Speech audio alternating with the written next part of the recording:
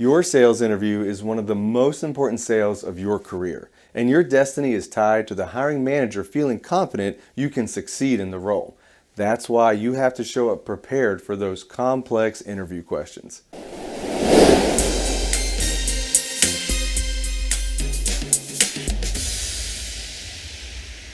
As you now know, your ability to sell yourself during a sales interview is a direct display of your technical ability to be successful in the role. In other words, during a sales interview, your sales skills will be evaluated on your ability to sell yourself throughout the interview process. That's why it's critical to employ all three steps of the Interview ACE format: attitude, connection, and evidence. In this breakout session, we'll focus on providing evidence of your sales ability through answering behavioral event interview questions. We'll cover how to prepare, how to win, and what not to do. Let's dig in. The two most challenging types of interview questions you are likely going to be asked are behavioral event and contrary evidence interview questions. While there are other types of questions you'll get asked as well, these are the ones that most candidates have the hardest time with. Behavioral event questions are interview questions in which the applicant is asked to describe a specific, real-life example in order to determine whether she is suitable for a position.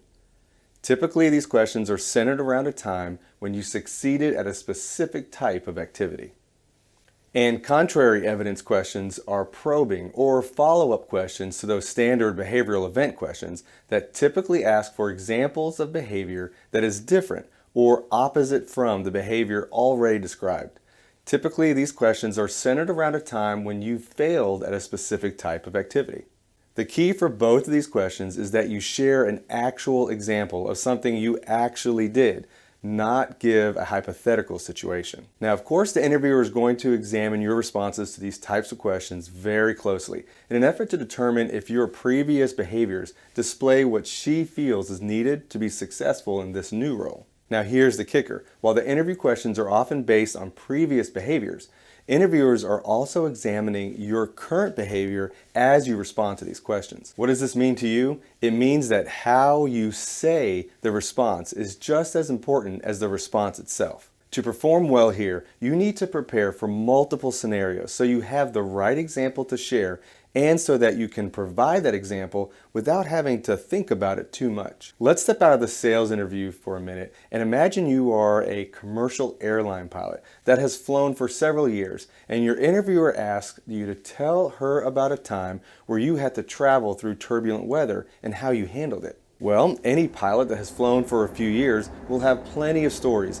that they can ramble on about difficult weather situations. In fact, if a pilot hesitated and had a long pause before she answered this question, the interviewer might feel that she doesn't have as much experience as she claims. And the same applies if the pilot just started speaking in hypothetical terms. Now, going back to your sales interview, that's why it's important for you to respond quickly and smoothly to behavioral event questions. If you don't, the interviewer may feel as though you don't have enough experience to succeed in this role, even if you actually do. That's why it's critical for you to reflect and journal the wins and losses that you've experienced that best reflect the job description you've researched.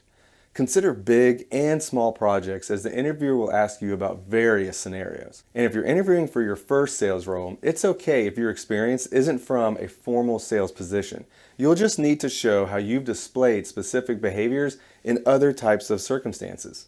We'll go over an example of this later. Now, many candidates have told me that before they started preparing the right way for their interviews, they would get stuck on these types of questions. Then, when they left their interview, all kinds of great scenarios would pop into their head. However, after they start journaling on their previous experiences prior to the interview, all that important information became top of mind during the interview, and they were able to handle these complex questions with no sweat. So do yourself a favor and don't learn the hard way. Take the time to journal on multiple scenarios before the interview. Now, when it comes to crushing these types of questions in an interview, there are a few additional steps you'll want to practice. First, structure your response around the STAR method.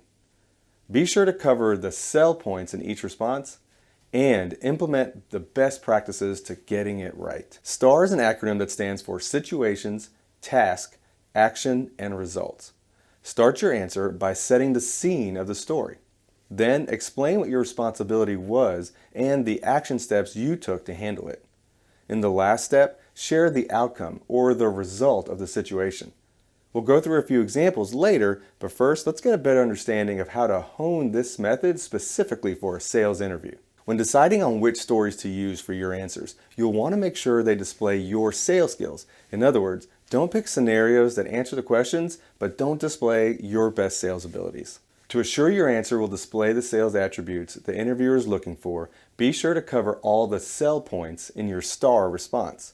SELL is an acronym that stands for Success Drive, Emotional Intelligence, and Learned. As discussed in previous sessions, research has shown that success drive and emotional intelligence are the two most critical characteristics needed to be successful in sales. So it's important to show how you display these characteristics in your response. Additionally, it's important for you to show how your previous experience has helped you learn new ways to be successful in sales, even if it means you've learned what not to do going forward. So in your response, always include the lesson you've learned that you've applied out in the field. Let's take a closer look at each of these. You can show your drive to be successful in your answers by sharing a story that covers sales topics such as prospecting, interrupting old methods, and persevering.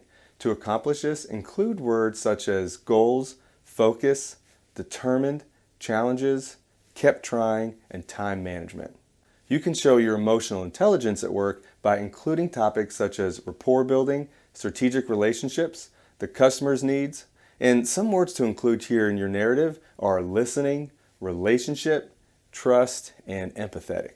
And remember, you always want to explain what you learned from each of these situations so the interviewer understands that your previous experience has prepared you for success in this new role. Next, let's touch on what to do and what not to do. Then we'll cover some example responses. To get these questions right, start with something like, there are a few times I can think of, however, the best example is, or if you don't have a specific example, don't fake it. Start off with something like, I've never actually experienced that exact scenario, however, a similar experience I've had was. After sharing the situation and the task, it's okay to ask if you're going down the right path and get some clarification from the interviewer. Be sure to tie the experience to what you know about the position that you're interviewing for. And always explain a real life scenario and tell the story in past tense. Of course, spare the unnecessary details and explain how you did or you did not utilize success drive and emotional intelligence in your response.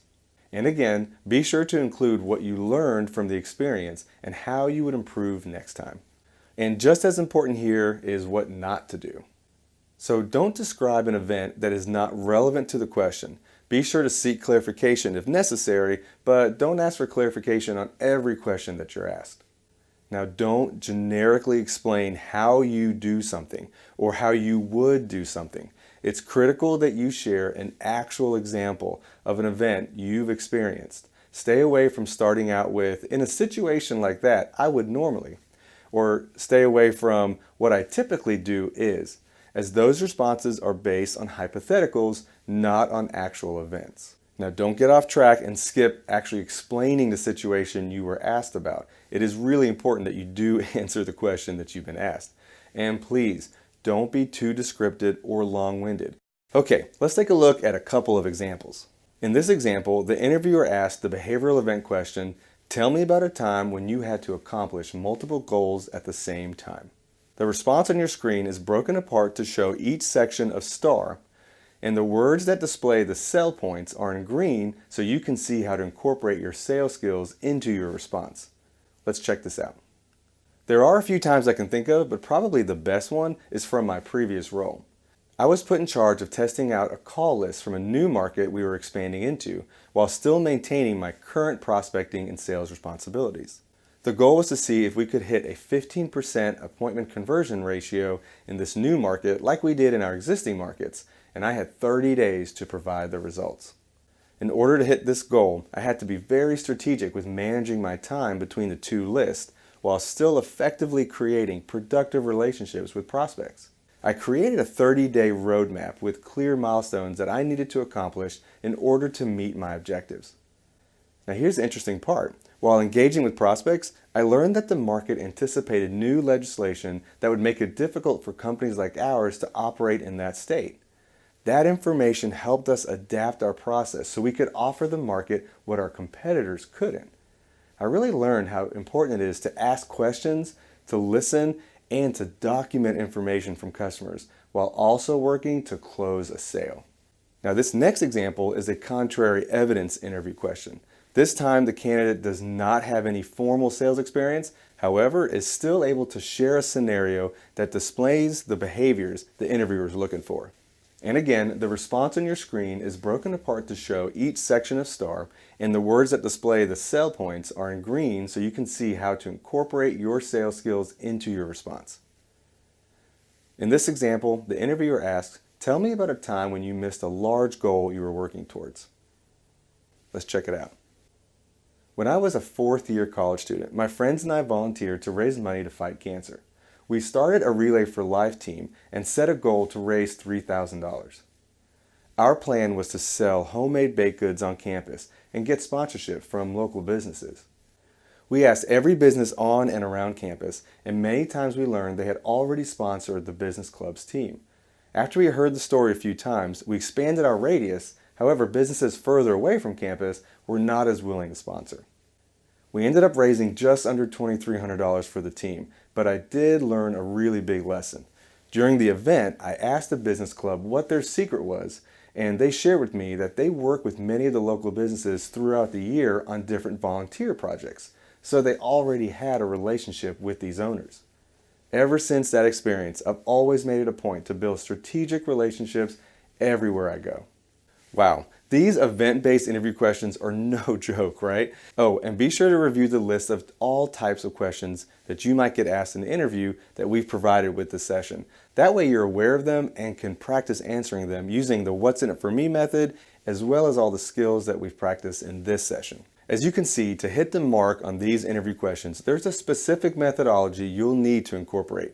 It can seem complex at first, but just like anything else, if you break it down into small bite-sized steps, it's really not too difficult. Really, with the sound effects, guys? To recap, be sure to journal on your past experiences that are similar to the role you'll be interviewing for, and make sure that these examples you choose incorporate the sell points. Then use the STAR formula to structure your answer. Oh, and of course, remember to practice your responses a bunch of times in front of the mirror. That way they sound natural and they flow really well. Now, I know you're going to do great, so get to work, start practicing, and I'll see you in the next session.